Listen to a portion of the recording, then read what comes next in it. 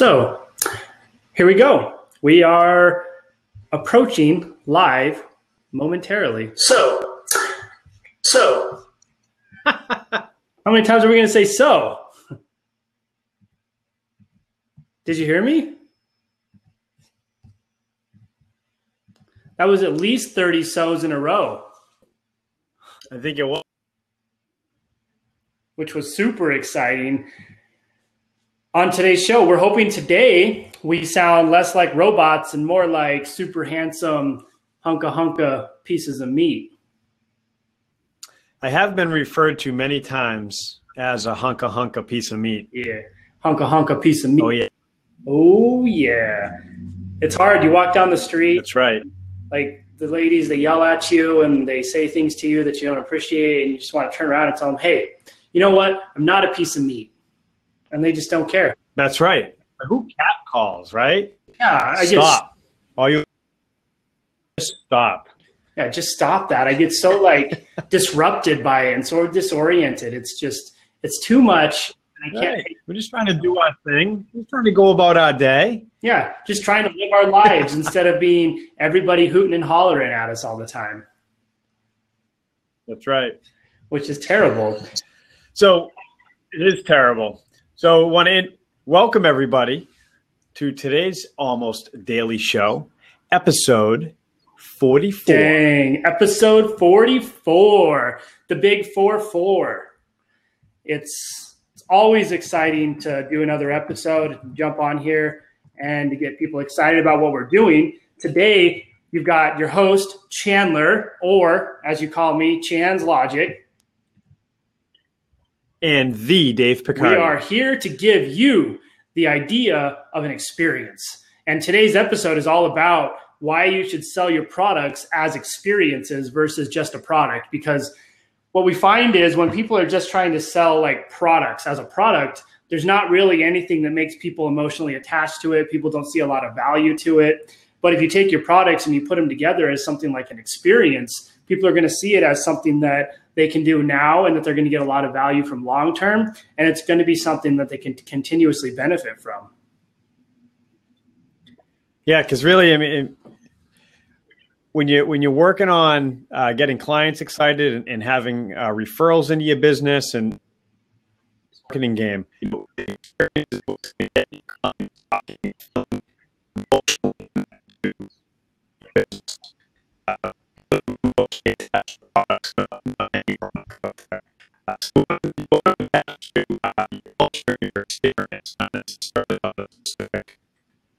Yeah, so you want to take what you have. So for example, like in the gyms, we have a personal training program up front, and then we have like a group membership afterward. But if you sell it as what we call it, it's like the fitness for life experience.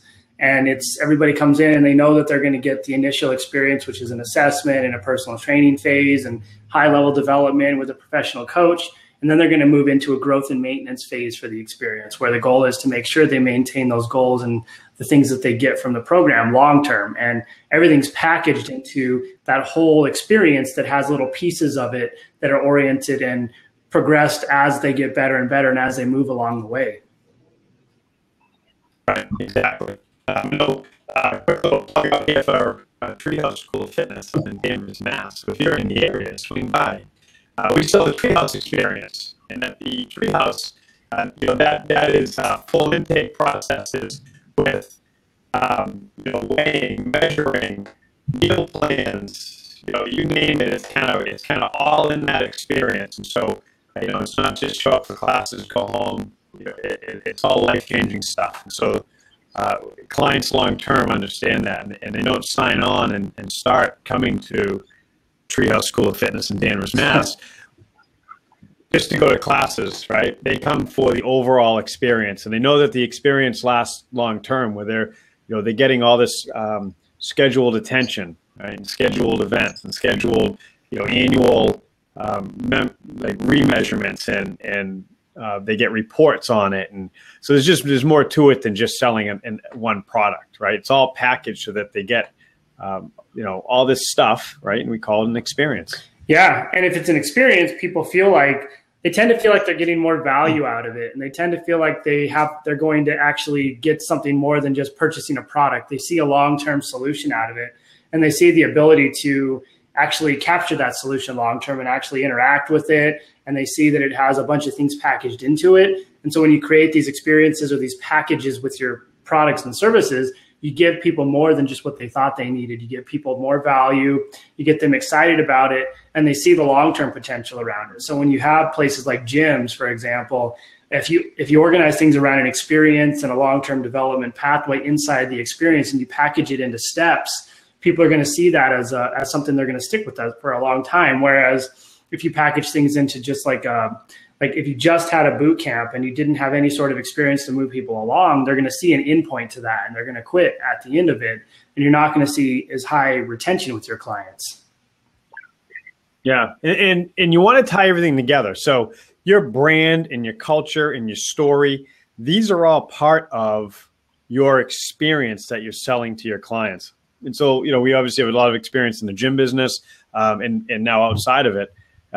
The look, the feel, the smell, what people remember, what they leave with, right? All those things are part of the overall experience, and what keeps customers excited about coming back to your business and telling their friends ultimately about it. Exactly. Dave, Steph tells me you sound like a robot again. How is that possible? Know what's going on? You sound great to me. Let me turn on this volume. Ready, talk. Customers excited about coming back to your business and telling their friends ultimately about it. Hey, you sounded great right there. I think it's Steph. I think Steph's the robot and she can't understand. Yeah, I think she's drunk. I have noticed the first 2 minutes of our live streams, you're a robot, and then it goes away. That is odd. Well, we'll work on it. Anyway, we are so today we tested a different software solution without one solution, and maybe it worked, maybe it didn't. We'll find out at the end.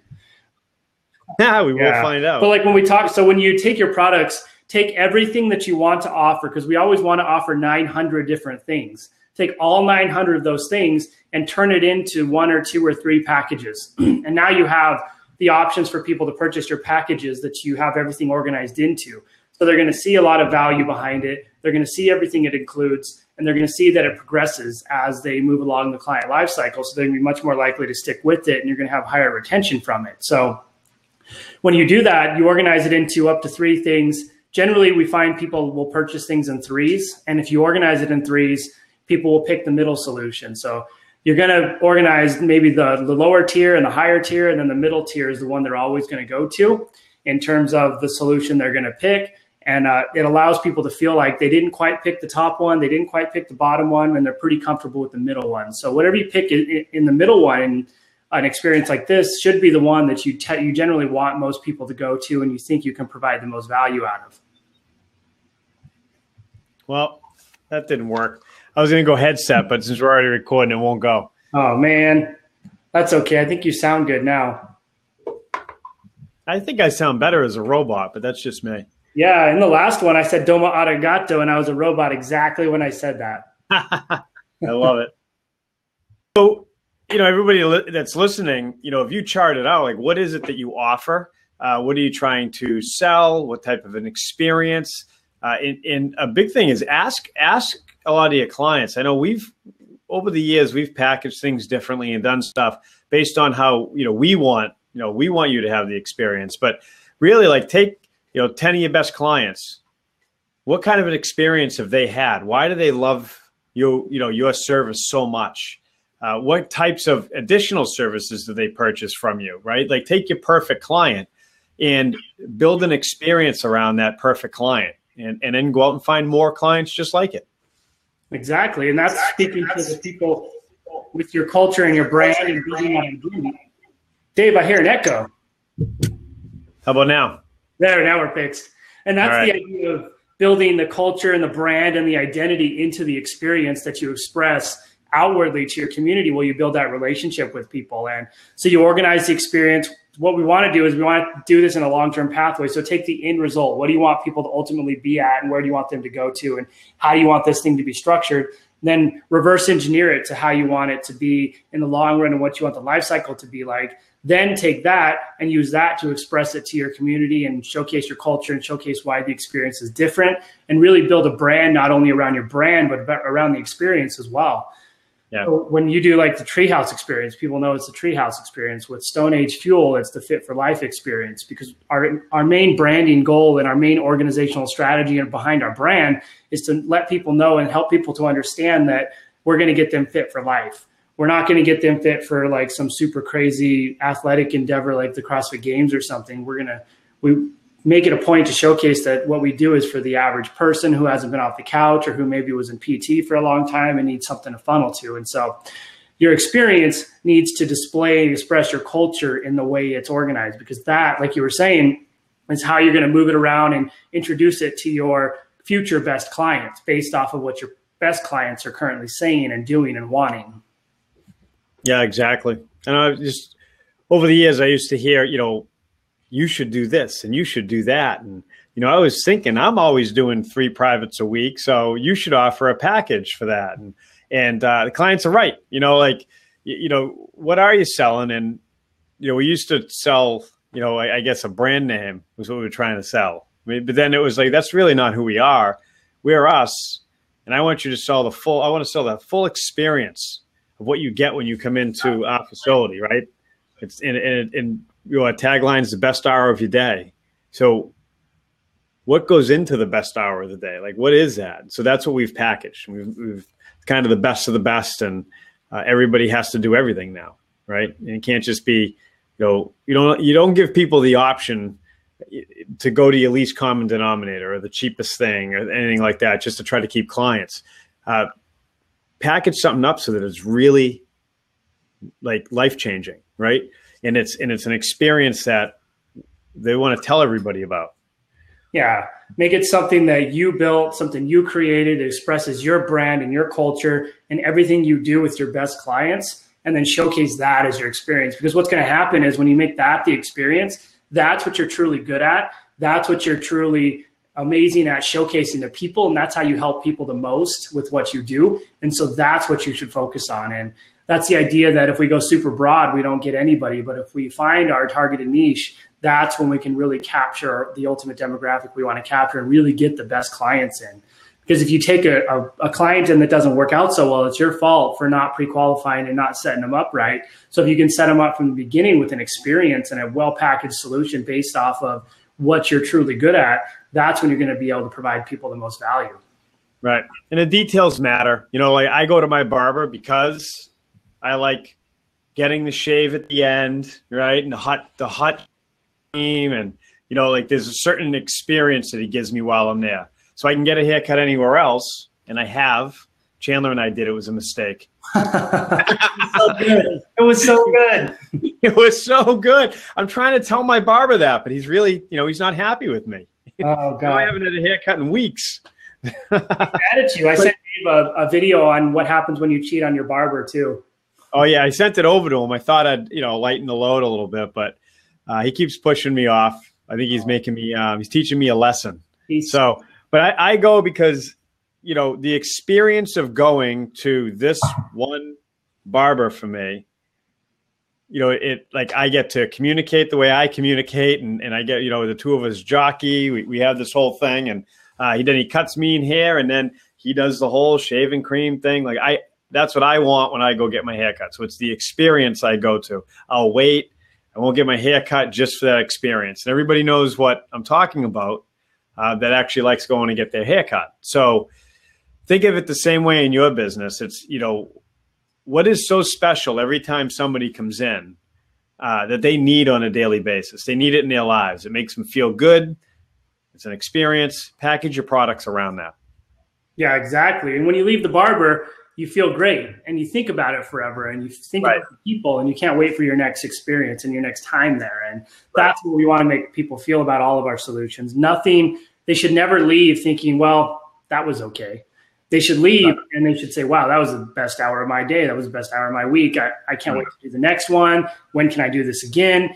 They should be so incredibly pumped about what you offered them and gave them that they want to come back and they can't wait to come back for more. And that's how you maximize retention long-term, because eventually a product is going to get old. workout routine is going to get old. Anything is going to get old with people and they're not going to want to do it anymore. But if they're excited about it every single time and you continue priming them for that excitement, they're going to walk in, they're already going to be pre-excited about it. They're going to be in the mood, they're going to jump in and they're going to be talking and being witty and cracking jokes and having a good time. And they may not do that anywhere else, but they're so comfortable with the experience you're giving them that they're going to do that with you and they're going to be comfortable doing that with you. And always review your process. So just because you brainstormed and came up with something brilliant and did packaged it and, and you think it's good, put a schedule aside. It could be every 6 months, every 4 months, once a year, whatever it is, to fully review the process. Everything can always be improved on. So don't ever sit back and think that's good and move on to the next thing, right? You always got to go back, improve on it, improve on the experience, see where you can add value. Don't make it cost more, have more expenses, take more time. You don't want to bury yourself. I've done that in businesses where you just keep adding service but you can't actually handle it all or live up to it.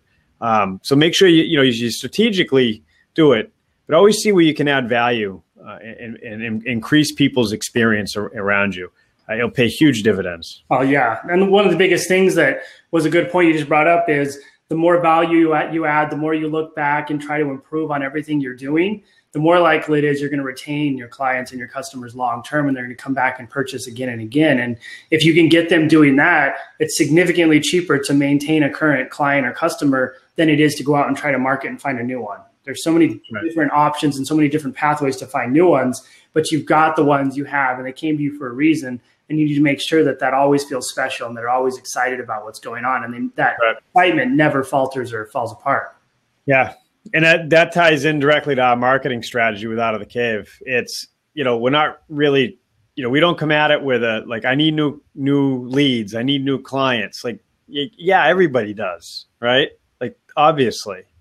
But if you build your marketing around telling your story and communicating with your current client base and having them feel like they're part of the overall story, and then you just push that out to the world, now you do both, right? So solidify your base, communicate with your base, make them feel special, make them feel like they're part of the family, tell a great story, share it with just everybody. Don't hide it from the world, share it with the world, and that will bring you in all the leads you can handle, right? I think it's maybe it takes longer that way in some cases. Maybe it's harder. We don't think so. But ultimately, if you build it that way from the relationship side, taking care of your existing business, you can't lose. It's huge. And looking at it from the way we approach things, we can't tell someone we're going to give them a bunch of leads up front because we know they're not prepared to handle those in the back end, and we know they're not going to retain the leads that they get, or they're going to fall apart somewhere down the line. And if we're not there to strategize and understand the process and what the long-term solution looks like, there's no way we can ethically provide a short-term solution like that. And that's why it's organized around an experience with a relationship marketing experience, because it needs to be a systematized step-by-step approach that builds the business to a level to where they're sustainable and they have a predictable flow of business long-term. And it's not a strategy of turning your marketing on and off when you need it. It's a strategy of keeping it on at all times and then ramping up as your business grows and as your revenue grows. So that way, as you grow, your marketing grows and your business continues to grow, and you don't end up in the horrifying roller coaster cycle of entrepreneurship or small business ownership where you're up and then you're down, you're up and you're down, you're always turning things on and off. That's right. So if anyone needs any help with that, just wants to talk shop with us, let us know. Ask questions in the comments. We love going back and forth and meeting new people, building relationships. If you're watching this in our Facebook group, make sure you're posting comments and talking back and forth with us. We try to go live and get this in our Facebook group every day, and we want to interact with everybody. So if you're in there, make sure you're commenting and talking about it. And if you're not in there, just search for the Out of the Cave Media Relationship Marketing Experience group, and you can join. We pretty much let everybody in there. We don't try to sell the group or anything. The group is there to provide support and help and make small businesses grow, because ultimately our goal is to build a culture of caring worldwide amongst all these businesses. That's right. All right, guys, that's it for the 44th episode of the Almost Daily Show. Oh, yeah. We got all kinds of cool stuff coming down the line. We might see you tomorrow. We might not. Maybe. Who knows? Because it's Who knows? almost daily. All right, later, guys. Yeah.